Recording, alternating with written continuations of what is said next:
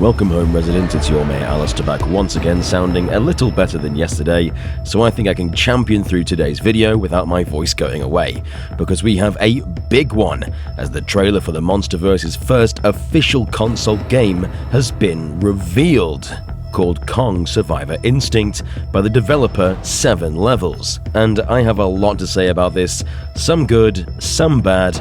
There are problems, but overall it's really interesting. So let's get to breaking down the first story and gameplay trailer.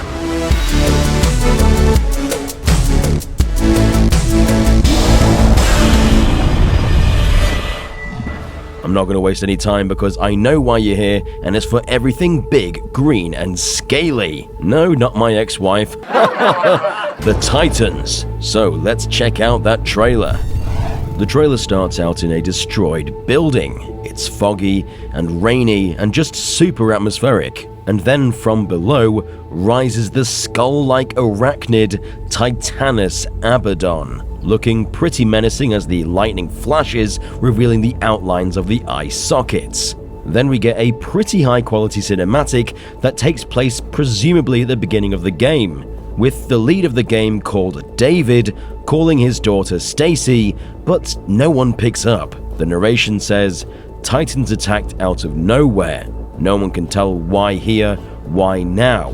All I know is that somewhere amongst that chaos and destruction is my daughter." And he sets out to go find where his daughter is, and during his drive we get a look at where exactly this game will be set. Jacksonville, Florida, which I hear is nice during Titan season. And then the trailer switches over to gameplay, which is a bit jarring at first since the cinematic is so high quality. But yes, if you didn't figure it out yet, Survivor Instinct will be a side-scroller, similar to Metroid or Limbo or the Oddworld games, where you'll have to figure out the best path forward through puzzles and treacherous terrain. Funnily enough, this has given me flashbacks to an old War of the Worlds Xbox 360 arcade game, which I actually really liked when I was younger, so maybe that's why I'm liking this. We see the devastation left behind in the wake of Abaddon's attack, with a sheet of cobwebs blanketing the entire city. But we get to see how the gameplay is going to work. There will obviously be maneuvering around obstacles, leaping over hazards. You'll retrieve a sledgehammer at some point and you'll be able to bash down walls and get to certain areas, and you'll have to deal with the crumbling buildings. But there also appears to be puzzles that involve turning on electricity. By following these orange cables, you'll likely reach a generator to activate, which opens up these doors. And you'll even get a gun to help open up new areas that are currently out of reach, and that you can even use in combat. Yes, there is combat in this game, and my first thought were these were simply gangs that were using the Titan evacuation to rob the empty stores. But the Steam page actually confirms that these men belong to Alan Jonah. Yes, you heard that right.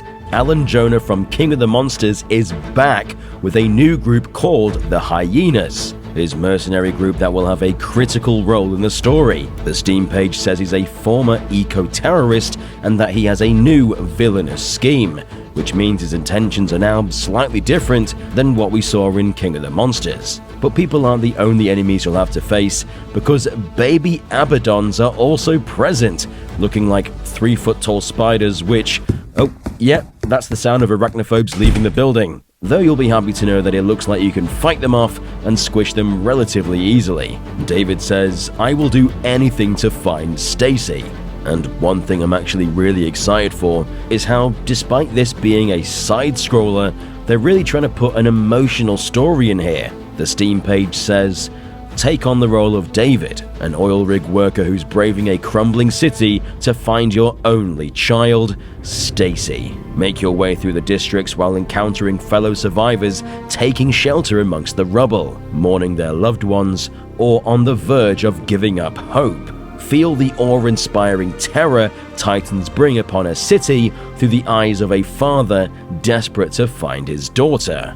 The fact we're going to actually encounter grieving survivors really helps ground the story and make it feel real. And it's something that the films have been lacking for quite a few years now. So I'm really excited to see that focus here. That's if they do it well. It might not translate at all, but I really hope it does. But obviously we love the MonsterVerse because of, well, monsters. And this trailer switches up to show what a Titan attacking the player actually looks like. We see Abaddon peering through buildings, its spindly legs surrounding the area as it slices into the building walls, trying to get to the player. And you'll have to work your way around the collapsing building to avoid the clutches of the Titan. And during these clips, we get to see some pretty cool details, like the Monarch building in the background, showing just how much they've expanded, and the signs in the back calling for an evacuation, and the Monarch cars that are likely assisting with the exodus. Though, since there are bodies hanging from the ceiling, wrapped in that spider web, it seems like not everyone made it out. And then David exits the relative safety of his building to do something that I didn't expect. We get a surprising reveal that the Orca will be returning for Survivor Instinct, this time being a smaller, more portable device called Orca Sigma. That's where that little Greek insignia is there. This likely is what Alan Jonah used to lure Abaddon to the city, potentially so he could access the Monarch files in order to carry out some catastrophic plan. The Steam page says it was inspired by Monarch technology, which likely means it was constructed by Alan's group. But it's now in David's hands, and he uses the device to call for backup. But before backup arrives, we get a good look at Abaddon and... I mean, maybe it's just me, but I was hoping for something a bit more imaginative than just literally a spider. The large eyes at the front and the buck teeth also kind of just ruined the threatening vibe that the skull half of the body was going for. If they wanted to do a spider, they should have gone all out with the pincers and mandibles instead of this weird mammalian-like mouth. I guess that's them trying to make it more unique, but it's just not working for me. Maybe I just need to see more of it, because when it's obscured, this thing looks really cool and creepy. But man, that face. But eventually backup comes, and boom, it's Kong coming in with a left hook to the face, and he lets out an intimidation roar, announcing that he's ready for battle.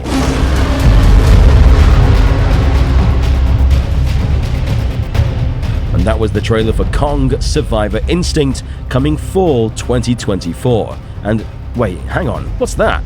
Tiamat?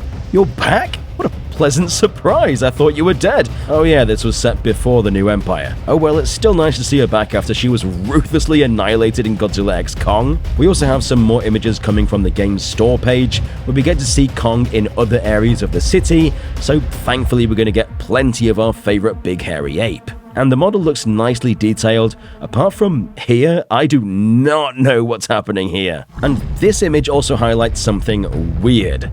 This building covered in this bright pink goo? We saw a little bit of that in the trailer, but what is it?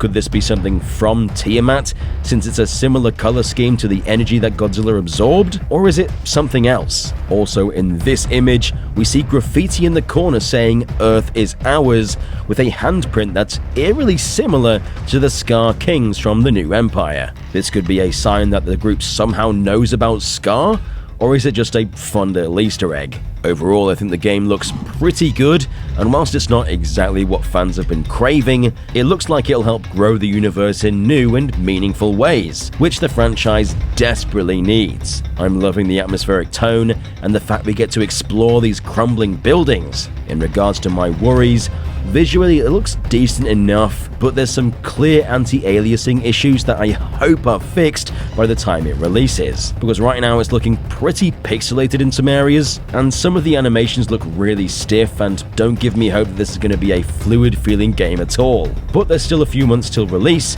so I hope that it's all patched up before we get our hands on it. And I don't love how Godzilla isn't here. It just kind of adds to this current trend of the MonsterVerse feeling more like a Kongverse. This kind of game especially really lends itself to Godzilla more than Kong, so I'm not sure why they decided to go with the big ape. The King of the Monsters really hasn't had any meaningful character development for quite a few years now, and it's beginning to sting a little, but hopefully they can scratch that itch in the next film if it really ends up being a Godzilla-focused entry. So overall, my hype levels for Survivor Instinct are like a 7.5 out of 10. I'm pleasantly surprised and looking forward to playing it, but I'm not clawing my skin off waiting for it. Unlike Space Marine 2, I need that game now.